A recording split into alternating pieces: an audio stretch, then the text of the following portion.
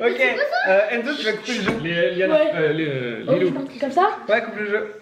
Ah non. Donc tu l'as coupé où tu voulais, tu la prends. Ouais, Ok, tu la regardes. Ouais. Ok, c'est bon. Attends, tiens. Non mais attends. Non, c'est bon. Non, attends. Oui, c'est bon. Tu vas Après, cracher. C'est bon. Oui, c'est bon. C'est bon sûr. Oui, c'est bon Ouais, sûr. c'est bon sûr. C'est bon. D'accord. Ça aurait pu être une carte signée. En l'occurrence, c'est pas. Est-ce que quelqu'un a un iPhone sur lui? Non. Personne. Personne n'a un téléphone? Si, David, il a un iPhone. T'as un iPhone? Oui, mais pas sûr. Attends, il est là. Ouais, Hop, c'est bon. j'ai un iPhone sur moi, ouais. Alors, juste. Donc tu peux mettre la lampe torche, voir. Est-ce qu'elle marche la lampe torche? Oui, j'ai la lampe torche, oui. Elle marche? Oui, elle marche. Ça va? Ah ok, enlève-la. C'est bon. Alors j'ai juste verrouillé ton iPhone. Hop, et le maintenir au-dessus du jeu. Au-dessus de la table, au-dessus du jeu, d'accord? Bien au-dessus du jeu, c'est important.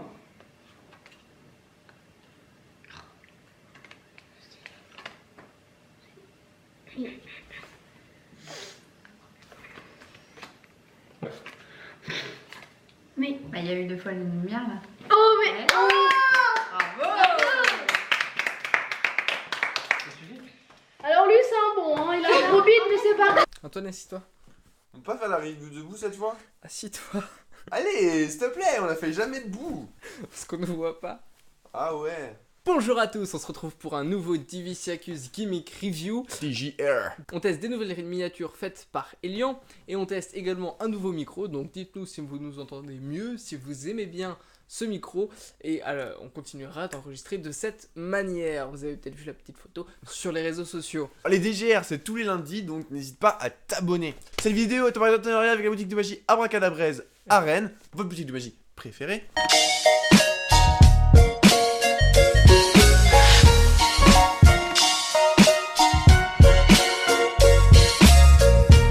Docteur Martin Schwartz qui nous propose un effet de faire flasher le téléphone du spectateur pour juste quand on se retrouve sur sa carte.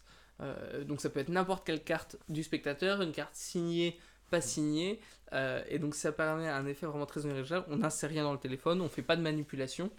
L'effet est vraiment très pur en fait. C'est vraiment, on demande au spectateur de sortir son portable, il le met au-dessus du jeu, on commence à effeuiller et puis bam, ça flash sur sa carte. À aucun moment on a été en contact avec le téléphone. Exactement.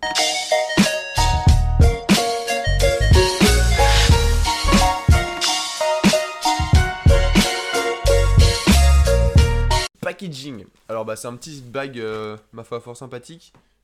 Donc là on est vraiment dans le low cost du packaging. Ouais, vraiment le low cost. Alors dans ce zip bag, un autre zip bag. Avec le gimmick. Avec le gimmick qu'on ne montrera pas. Bah on peut montrer. Enfin voilà, c'est le gimmick, hein, il est caché, il a mis de quoi le protéger, mais voilà le gimmick à l'intérieur. Donc là-dedans, en fait c'est une feuille A4 qui a été pliée et il y a les codes et tout ça. Mais du coup ouais c'est vraiment low cost, c'est rigolo. Donc c'est une feuille A4, c'est ça, pliée pour avoir le lien vers les explications et qui fait en même temps flyer et design. Et tout ça dans son zip bag. Mais au final ça fait le travail et c'est agréable de voir un bon gimmick. Besoin de plus. C'est ça, c'est un bon gimmick, c'est un bon tour. Donc il n'y a pas besoin de plus et il n'y a pas plus de travail qui a été fourni dans l'emballage que dans le tour en lui-même et dans la qualité du tour, puisque la qualité du gimmick est très bonne. Ce qu'on pourrait juste lui reprocher, c'est de ne pas avoir prévu quelque chose pour protéger le gimmick.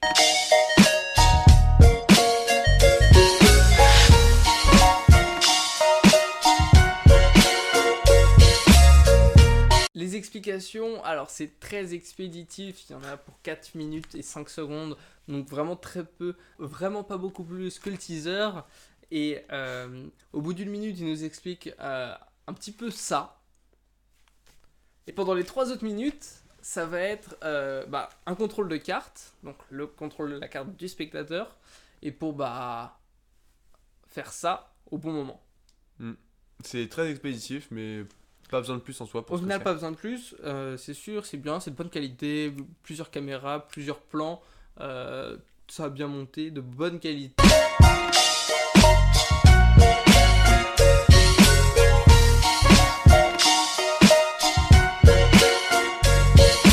La qualité du gimmick, c'est une qualité qui est assez universelle. Bah, en fait, on sait pas, on veut pas dire exactement ce que c'est. Du coup, c'est relou. Voilà, pour vous faire une idée. Voilà, c'est quelque chose que tous les magiciens utilisent. C'est un- Et c'est l'un de leurs c'est- premiers c'est- achats en boutique. Et Exactement, donc ça c'est va être quelque chose qui fait va- à base de ça. Et c'est de très bonne qualité. Et ça marche très bien. Puisque ce qu'il y a à l'intérieur de ça, et bah ça bug pas non plus. C'est bien. Ouais, en gros, c'est ça. C'est ça, en gros. Ouais. Bah, elle est là, quoi. C'est réaliste, c'est... En fait, c'est ça, c'est très réaliste. En fait, on voudrait en parler beaucoup plus. pour mais- saluer la qualité, en fait. Pour saluer la qualité, mais on peut pas parce que... Ce serait dévoiler un petit peu le tour. Exactement, pas de débinage, on a dit. Enfin, ça bluffe tout le monde, en gros. Vraiment, Même les c'est- magiciens. même les magiciens, enfin, si on sait pas que ça existe, on peut pas se douter, tu vois. Et nous qui n'aimons pas les flaps, là on admire la manufacture. Qui n'en est pas un. Et c'est pas, oui, c'est pas un flap. Bah non, ça c'est. Je sais pas pourquoi tu parles de flap, mais... Oui, mais genre, pour donner un contexte, on n'aime pas les flaps parce que c'est mal fait généralement, c'est trop. Mhm. Là, c'est très bien fait et très bien travaillé. Ça c'est clair.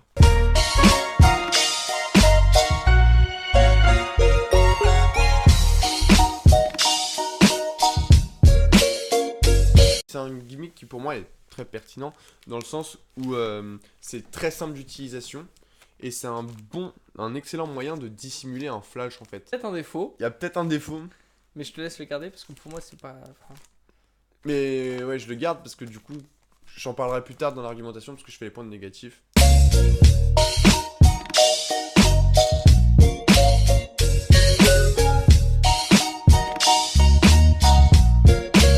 Pour donner du contexte, c'est un gimmick qui n'est pas récent, donc les boutiques ne vont peut-être pas forcément se réapprovisionner avec ce gimmick très régulièrement.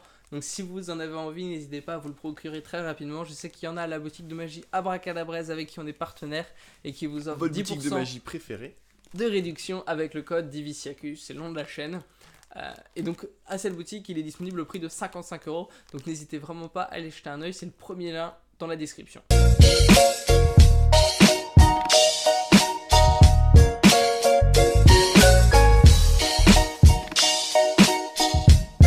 Et nous passons à l'argumentation. J'en peux plus. Bon, en gros, le prompteur, on a complètement modifié notre système pour faire les trucs. Et... Est-ce Bref. que ça vous intéresserait d'avoir un peu un behind the scene de comment fonctionne une review sur justement avoir comment on prépare, qui prépare quoi, comment on prend nos notes, comment on monte le studio, tout justement un truc, une petite vidéo longue où on explique justement tout le processus de la création de la review, en fait, de la review, de A à Z. de A à Z, de la boutique jusqu'à là, et qu'est-ce qu'on en fait après, les retours, comment nous on interprète chacun des retours, les commentaires, de l'interaction. Dites-nous dans les commentaires si ça vous intéresse. Fin de la parenthèse. Tu fais les points négatifs. Je fais les Alors, points te laisse négatifs, tu fais les commencer. points positifs. Du coup, alors oui, le gros point négatif que j'ai trouvé, tu peux pas changer les piles. Ça se recharge pas. Du coup, ça veut dire que t'achètes un gimmick 55€ pour ne pas savoir quand il va te lâcher Ouais. et que tu vas devoir repayer 55€ pour le racheter. Moi, on l'a pas, parce que c'est un gimmick qu'on va rendre à la boutique. Celui-là, c'est pas un gimmick qu'on va garder avec nous. En effet, il n'y a pas de prise mini USB pour recharger. Il n'y a pas de flap pour aller changer la pile. C'est vrai. Mais je pense qu'il y a sûrement un moyen de le casser, enfin de le démonter. Mhm. Et avec une partie destructrice, je pense. Tu vois, avec un endroit où tu peux pas le réparer, mais tu peux remplacer à quelque chose qui coûte rien.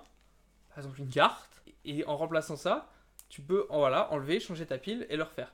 L'inconvénient, là où je te rejoins, c'est qu'il ne l'explique pas dans la vidéo explicative. Dans la vidéo explicative, moi je m'attendais justement à Ouais. ce qu'il en parle de, Moi aussi, non mais je suis d'accord avec toi, moi de aussi. comment faire quand ça marche plus quoi. Alors, Quand il n'y a plus de pile ou quand il n'y a plus de batterie, je savais pas Exactement. comment c'était à l'intérieur. Comment le faire? Bah voilà, on sait pas. Et au final, il en parle pas du tout. Il faut regarder un petit peu à travers. Délicatement, parce que sinon ça fait. Sinon, ouais, voilà, faut pas le casser. Mais je pense qu'il y a moyen de pas en essayant de l'ouvrir, on peut l'ouvrir. C'est même pas je pense, c'est sûr. Dans tous les cas. C'est possible de l'ouvrir et c'est sûr que c'est possible de le refermer. Oui, ça c'est sûr. Donc voilà. Après, on sait pas comment c'est foutu dedans, quoi. Donc c'est ça un peu le problème. On n'a pas d'indication sur comment faire quand ça marche plus, quoi. Donc ça, c'était mon premier point négatif. Et mon deuxième point négatif, c'est le flash. Je le trouve pas assez puissant. Si, il est puissant. Non, il t'éblouit pas, par exemple. Ouais. Mais est-ce qu'un flash d'iPhone, ça t'éblouit? Sur toutes les photos, je sors mes yeux. Ah, ok, le flash est plus puissant. Tu sais, quand on l'a ouvert, c'est la première chose qu'il a dit, Jean-Charles. Ouais. Mais je pense que c'est aussi c'est pas là-dessus tu vas pas t'arrêter sur le est-ce que c'est la même luminescence que ça a la même luminescence que tu vois. Non, c'est pas du tout ça que j'ai dit. J'ai pas dit ça ressemble pas à un flash de portable. C'est ça. J'ai dit, Tu vois. j'ai pas du tout dit ça. J'ai juste dit, je trouve que le flash n'est pas assez puissant parce que il ne permet pas de... Tu penses qu'il est pas assez puissant pour ton envie que toi t'as envie que le flash il soit en mode sous un flash de tueur comme t'aurais envie d'avoir des ProLight par exemple. Genre là avoir des flashs puissants c'est très intéressant parce que plus c'est puissant plus c'est impossible pour des delays, tu vois, ou des ProLight, je trouve ça cohérent. Mais est-ce que là pour l'effet du tour c'est pas suffisant et que ça rajouterait pas un coût inutile alors que là ça marche très bien et ça permet de faire le tour sans souci. Tu vois ce que je veux dire? Alors, ou pas? justement, moi je pense que c'est ça le problème, c'est que il a pas vu assez loin quand il a sorti son truc, il a dit je vais vendre un tour et pas un outil. Pourquoi en quoi le flash plus puissant ça ferait plus un outil? De quoi? En quoi le fait de mettre un flash plus puissant en ferait un outil en plus? Bah justement, tu l'as dit juste avant, c'est genre il fait le taf pour le tour qui est proposé Bah oui, mais parce que c'est en 4 minutes de vidéo. mais parce que c'est le gimmick en lui-même, c'est pas la puissance de la LED qui fait ça. Oui. Donc moi je te parle de la puissance de la LED. Oui. En quoi le fait d'avoir une LED plus puissante apporterait plus au tour? Alors, tu vois, tu me reparles de tour. Ouais.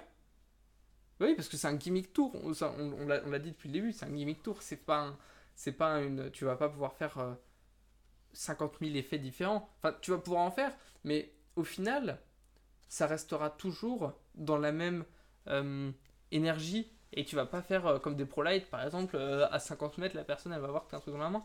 Tu vois ou pas?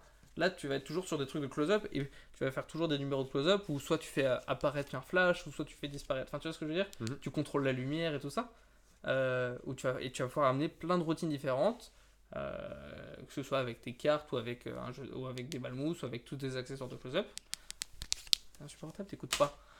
Si je t'écoute, Et on dirait toi avec le hand spinner. Oui, ok. Mais au final, je pense pas qu'il y ait le besoin d'avoir une LED plus puissante pour ce tour. Parce qu'une LED plus puissante, ça rajouterait un coût qui n'est pas nécessaire. En close-up, on la voit suffisamment. Elle est suffisamment puissante.